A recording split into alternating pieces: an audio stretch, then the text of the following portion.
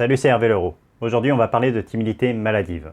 Il y a pas mal de gens qui se définissent comme très timides, mais qu'est-ce que la timidité maladive? Déjà, est-ce que ça a une réalité? Et comment faire pour s'en sortir?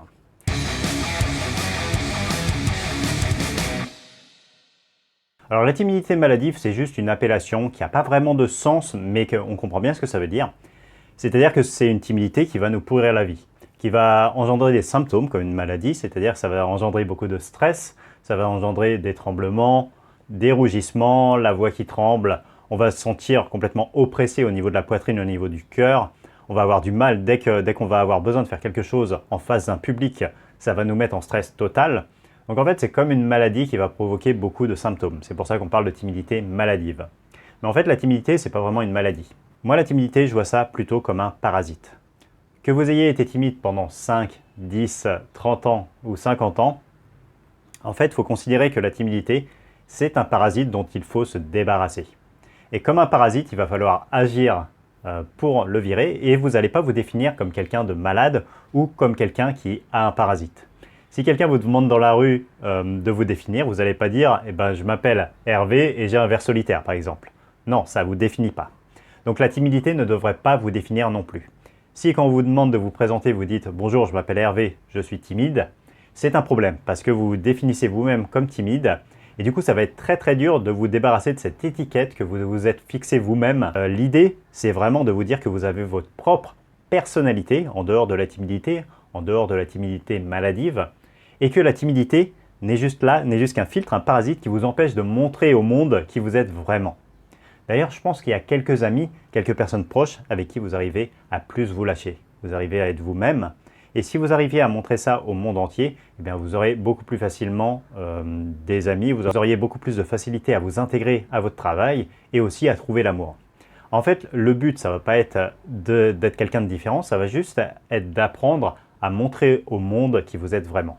Alors comment ça se fait de sortir de la timidité maladive pour passer déjà de la timidité maladive à une timidité plus normale et ensuite à éliminer complètement la timidité? Ça va se faire par une prise de confiance progressive. Vous allez renforcer à la fois votre mental, c'est-à-dire que vous allez inverser tous les schémas négatifs qui se sont formés depuis votre enfance, depuis le moment où vous êtes devenu timide, peut-être que c'était à l'enfance, peut-être à l'adolescence, peut-être plus tard.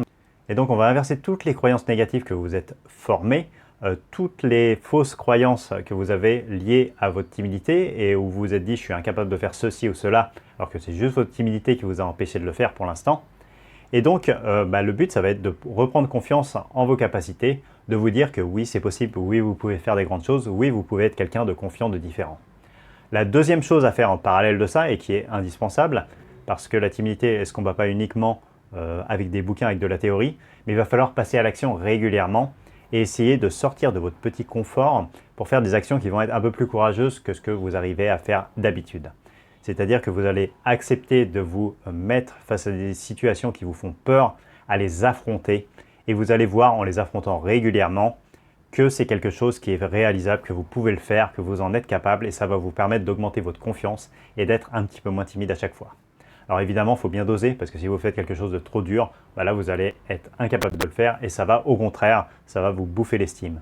Et d'ailleurs, c'est l'erreur que beaucoup de personnes timides font, c'est qu'elles essayent de faire des pas qui vont être trop grands et du coup elles vont tomber et ça va être décourageant parce qu'elles ont fait beaucoup d'efforts et au lieu d'avancer, elles reculent.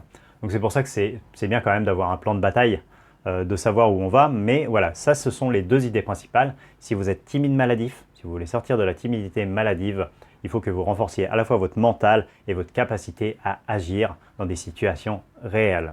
C'est la seule méthode qui fonctionne.